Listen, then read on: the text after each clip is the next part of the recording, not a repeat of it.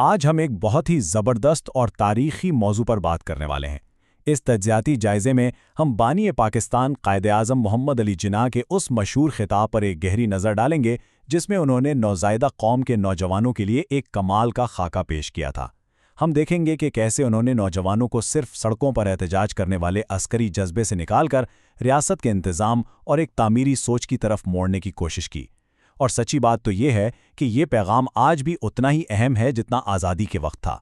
قائد اعظم کی ایک بات جو سیدھی دل پر لگتی ہے وہ یہ تھی، آزادی کا مطلب ہرگز لائسنس نہیں ہے، یعنی غلامی کی زنجیریں توڑنے کا یہ مطلب بالکل نہیں ہے کہ اب جسے جو مرضی آئے وہ کرے اور ریاست یا دوسروں کے مفادات کو یکسر بھول جائے۔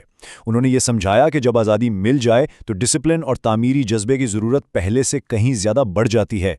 تو آئیے دیکھتے ہیں کہ ہم کن نکات کو کور کریں گے۔ پہلا، آزادی کی قیمت اور اس کی حقیقت۔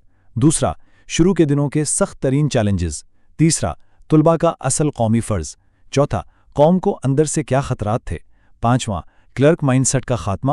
اور چھٹا، معاشی ترقی اور نئے مواقع۔ چلیں پہلے حصے کی طرف چلتے ہیں، آزادی کی قیمت اور حقیقت، اور یہ کہ قومی نفسیات میں کیسی تبدیلی درکار تھی۔ دیکھیں، آزادی حاصل کر لینا ایک بات ہے، لیکن ایک نئی ریاست کو چلانا بالکل ہی الگ اور مشکل کام ہے۔ قائد اعظم کا ماننا تھا کہ غلامی سے نکلنے کے لیے جو لڑنے بھیڑنے والا اور ایک جنگجو جذبہ چاہیے ہوتا ہے وہ اس وقت ٹھیک تھا، لیکن اب جب ایک آزاد ریاست بن چکی ہے تو حکومت چلانے اور ملک کو منظم کرنے کے لیے ہمیں ایک تعمیری جذبے کی ضرورت ہے۔ مطلب جنگ کا فیز ختم ہو چکا، اب تعمیر کا وقت ہے۔ اب آتے ہیں دوسرے حصے پر، ابتدائی بقا کے سخت چیلنجز، یعنی 1947 کے وہ سنگین بحران۔ جیسے ہی پاکستان بنا، اس کے سامنے ایسے پہاڑ جیسے مسائل آ کھڑے ہوئے جو کسی بھی پرانی اور مستحکم ریاست کو بھی ہلا کر رکھ دیتے۔ اب ذرا ان واقعات کی ٹائم لائن اور رفتار پر غور کریں۔ آزادی کے چند ہی دنوں بعد پنجاب اور دہلی میں خوفناک قتل عام شروع ہو گیا۔ پھر چند ہفتوں کے اندر 50 لاکھ سے زیادہ بے گھر مہاجرین بالکل لٹے پٹے اور ٹوٹے ہوئے حال میں پہنچ گئے۔ اس کے فوراً بعد پاکستان کے حصے کی نقد رقم اور ملٹری کا ساز و سامان روک لیا گیا، اور ساتھ ہی صوبے کی تقریباً مکمل معاشی ناکہ بندی کا سلسلہ شروع کر دیا گیا۔ یہ سب اتنی تیزی سے اور اتنے وسیع پیمانے پر ہوا کہ مخالفین کو لگا شاید یہ نئی ریاست بچ ہی نہیں پائے گی، لیکن اس قوم نے یہ سارا دباؤ برداشت کیا اور پہلے سے زیادہ مضبوط ہو کر سامنے آئی۔ تیسرا حصہ، طلباء کا بنیادی قومی فرض، یعنی عملی زندگی کی جنگ کے لیے تیاری۔ ان تمام مشکل حالات کے بعد قائد اعظم نے نوجوانوں، خاص طور پر اسٹوڈنٹس کے کاندھوں پر ایک بہت بڑی ذمہ داری ڈالی۔ ان کا سیدھا سا پیغام تھا کہ ایک اسٹوڈنٹ کا سب سے بڑا فرض یہ ہے کہ وہ اپنی پوری کی پوری توجہ صرف اور صرف اپنی تعلیم پر مرکوز کرے۔ بس اسی طرح نوجوان آگے چل کر ریاست کے لیے ایک مضبوط اثاثہ بن سکتے ہیں تاکہ یہ نئی قوم دنیا کی ترقی یافتہ قوموں کی صف میں کھڑی ہو سکے۔ چوتھا حصہ، قوم کو درپیش اندرونی خطرات۔ آزادی تو مل گئی، لیکن اندر کے خطرات سے کیسے نمٹا جائے؟ قائد اعظم نے نوجوانوں کو ہوشیار کیا کہ ملک کے اندر موجود خطرات پر کڑی نظر رکھیں۔ اس کے لیے 3 بڑے اخلاقی اقدامات بتائے گئے۔ پہلا، 5th کالمسٹ، یعنی ملک کے اندر چھپے غداروں اور دشمنوں سے بچ کر رہنا۔ دوسرا، ان خود غرض لوگوں کو پہچاننا اور جڑ سے اکھاڑنا جو اپنے ذاتی فائدے کے لیے دوسروں کا استحصال کرتے ہیں۔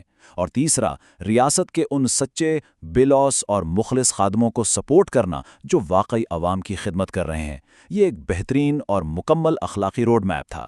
پانچواں حصہ، کلرک مائنڈ سیٹ کا خاتمہ اور اس پرانے نوآبادیاتی تعلیمی جال کو توڑنا۔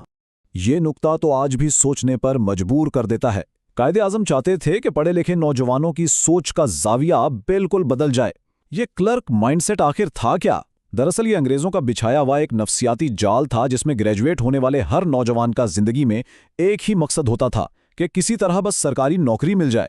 اس ذہنیت کا نتیجہ یہ نکلا کہ ایک اعلیٰ تعلیم یافتہ ایم اے پاس نوجوان بھی دفتری کلرکی کو اتنی بڑی کامیابی سمجھتا تھا چاہے وہ ایک عام ٹیکسی ڈرائیور سے بھی کم کما رہا ہو۔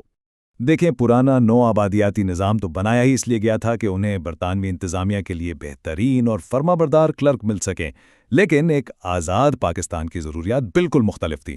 اب اس نئی ریاست کو کلرکوں کی بجائے technical experts, bankers, commercial traders اور صنعت کاروں کی اشد ضرورت تھی۔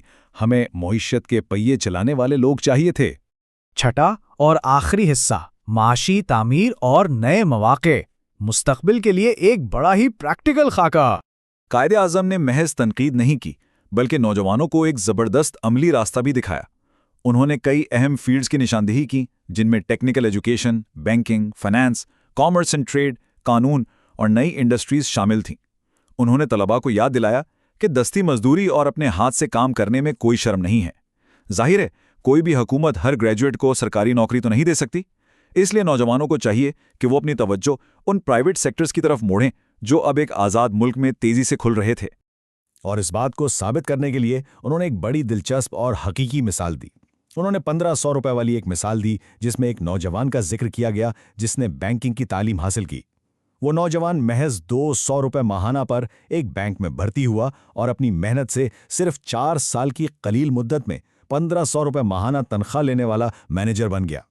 ये इस बात का प्रैक्टिकल सबूत था कि प्राइवेट इंडस्ट्री और हुनर में तरक्की के मौके सरकारी दफ्तरी क्लर्की से कहीं ज्यादा तेज और शानदार हैं। तो आखिर में ये सोचने की बात है, क्या आज की नस्ल कायदे आज़म के इस बुनियादी मैंडेट को पूरा कर रही है? क्या वाकई हमने इस क्लर्क माइंडसेट को मुकम्मल तौर पर तर्क कर दिया है? और क्या आज के नौजवान फ़ाल तौर पर अपनी कौम की मुआशी ताकत को मजबूत बनाने में अपना किरदार अदा कर रहे हैं? कायदे आज़म का पेश करदा ये मुआशी और तालीमी रोड मैप आज भी एक ज़बरदस्त मशअल राह है। इस सवाल पर हमें ज़रूर गौर करना चाहिए। और इसी के साथ हम अपने इस तज्जियाती जायज़े का इख्तिताम करते हैं। उम्मीद है कि की गई ये मुनज़्ज़म गुफ्तगू बेहद मालूमाती साबित हुई होगी।